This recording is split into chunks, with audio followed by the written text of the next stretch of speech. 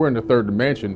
What we tend to not understand is that time really doesn't exist. Clocks exist. Big time mainstream quantum physicists and theoretical physicists are admitting that this is true now. We've been given this functional arrow of time, which puts us in one specific direction, so that we can organize our thoughts and our days and our years and weeks and what we're going to do and where we're going to meet up with somebody and everything else. So we have this ability to coordinate and collaborate with each other. However, if you understand that time is also an illusion, it's something that you can use as a tool, but if you also understand that it's an illusion, then you can actually master time and you can maximize what you're doing on this planet. Because if you go in all the higher dimensions, we're in the third. So if you draw a line on a piece of paper, that's the first dimension. If you then connect those lines and create a house on a piece of paper, that's a two-dimensional structure, or you can move it into a computer. Anything you see in a computer that looks 3D is actually 2D. And because we're in the third, we can see down into 2D, we can see all the way down obviously into 1D, and we can manipulate those dimensions from our higher selves.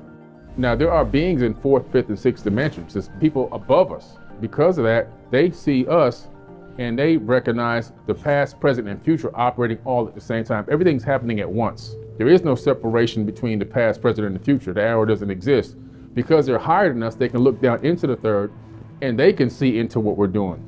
The fourth dimension is something called a tesseract. If you go into the ancient text, it's Metatron's cube, meta, M-E-T-A, metaverse, right? They got that from Metatron's cube. Now this fourth dimension is really something called a quasi-crystal. And this quasi-crystal in the fourth dimension, it casts a shadow, and the shadow that it casts, it creates the realm that we're living in here. We're living in a shadow of a higher dimension. That shadow creates the third dimension. It actually creates a fractal of it, creates this fractal holographic matrix that we're actually maneuvering in the third dimension right now.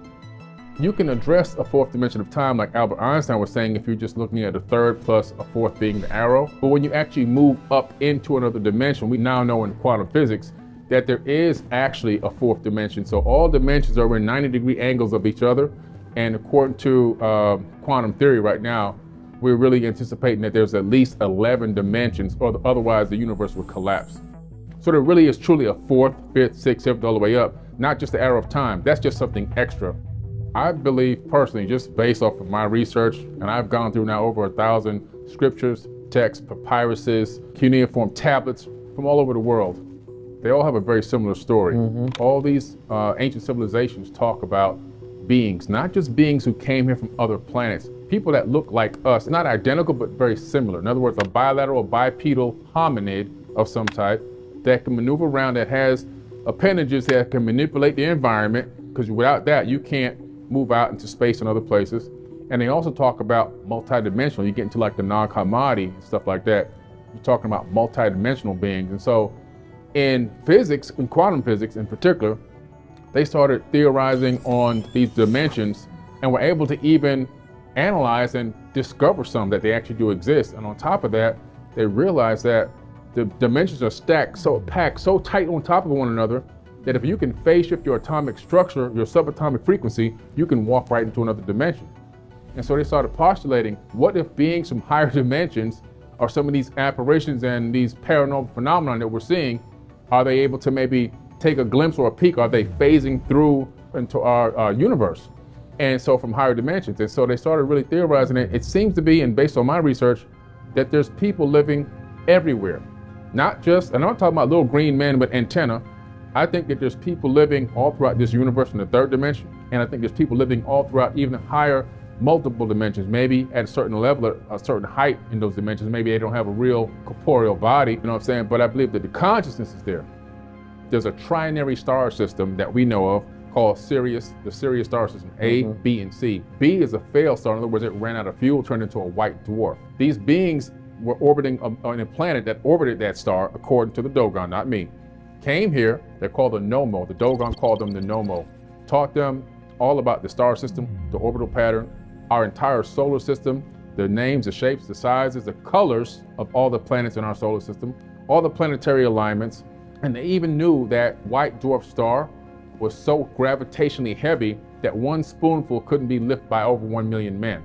They even knew that. We learned that in quantum mechanics and quantum physics in the 1970s, 1980s. We hypothesized it. And obviously we couldn't even see that star until the 1980s. And Professor James S. Gates, who used to be the science advisor for Obama when he was in office, he's now the professor, I believe, at the University of Maryland in supersymmetry and theoretical physics. He rediscovered them, obviously, and he turned them into three-dimensional objects. And then from there, he found the error correcting codes. He was analyzing and accessing information about the ether of space-time, and he discovered that the entire ether, in other words, everything this soup that we're operating in throughout the entire universe, is running on a specific code. It's called an Adinkra code. It's called error correcting codes. The same exact kind of codes that run search engines and web browsers. That's what's running the universe. One thing people don't understand is that everything in the third dimension is made of light. And so we are light and light is us. We know that the illusion of this avatar body and this chair I'm sitting on and the table that you're sitting at, what is this? This is slowed down light waves. When you slow light down and then consciousness interacts with it, it collapses it into what we call solid matter. So solid matter is actually an illusion. Right. For example, the only thing stopping my hand from going through this chair is the repulsion of the electromagnetic frequencies. I don't actually touch the chair. And so if I can phase shift the atomic frequency of my hand to match the same frequency of the atoms in this chair, I pass my hand right through it because atoms are 99.999% empty space. Because of that, we're a fractal. We have consciousness, which is also light. A fractal is when you take, for example, if you look at a hologram, and you go to one part of the hologram, one tiny piece, and look at it, you'll see the entire image in that smallest piece. The only thing you lose is a little bit of resolution. And so it's important for people to understand that this entire realm is a fractal of a whole. We're a fractal of the universe, and our consciousness, even though it's one consciousness, it's also a fractal of the main master consciousness. And it's really incredible that every thought that you think in your skull, it leaves your skull as a form of a light wave. Every time you think, and we know this because we could put a cap on your head in a laboratory, put a little electrodes on it, sensors, and tell you to think about something, and it's going to show up on the computer screen because the computer's reading the light waves coming out of your skull. We can't see those waves because we can only see 1% of the light spectrum as human beings. We're limited. We don't see gamma rays. We don't see ultraviolet. We have this power of thought, which you have an ability to even travel through light, with leaving your mind and traveling light. You can actually connect to other realms, other dimensions, through conscious thought. Quantum entangling your light waves with other light waves that exist in the universe, not only in the third dimension, but even multiple dimensions. Your mind can entangle with somebody on the other side of the universe. A lot of the times, you can say, oh, I came up with this great idea, but you really didn't. You just downloaded that idea because you entangled with the information. Big time mainstream quantum physicists and theoretical physicists are admitting that this is true now. It's not woo-woo science no more. This is like what you're getting taught in university. When I was at MIT studying applied neuroscience, one of the things we learned about was this exact thing. The fact that not only can you walk in a room like you were saying earlier and you can sense the vibe and you can actually transmit negative or positive energy to somebody. Somebody's at a low frequency and you walk in positive and high frequency enough, your light being can actually raise their energy level. Right. And if you're not high enough and they're low, they can actually drop your energy level. It depends on how strong you are consciously. And then also we talked about the fact that we can entangle with information throughout the entire multiverse. And if you're able to discern that information, if you can put the action behind it, it could be one of the greatest inventions. It could be Web3, it could be NFTs or whatever. All this stuff comes from other places.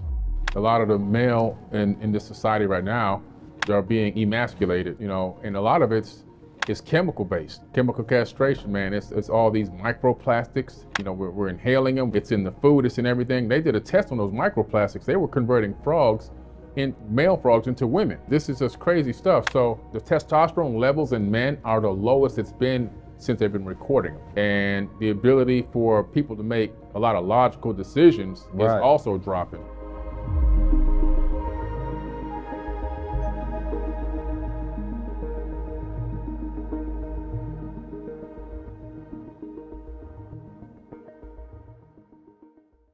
Hey everybody, it's Billy Carson, also known as Forbidden Knowledge. I want to talk to you about a very special event coming up July 30th, 2023, the Forbidden Conscious Awards, the first annual event of its type. We're going to honor people who have been contributing to the conscious community for decades. People that you know and love that have helped you get to higher levels of thought and consciousness and awareness. And guess what? It's time to give them their flowers while they're still alive. It's going to be a live in-person event, but seats are going to sell out very fast.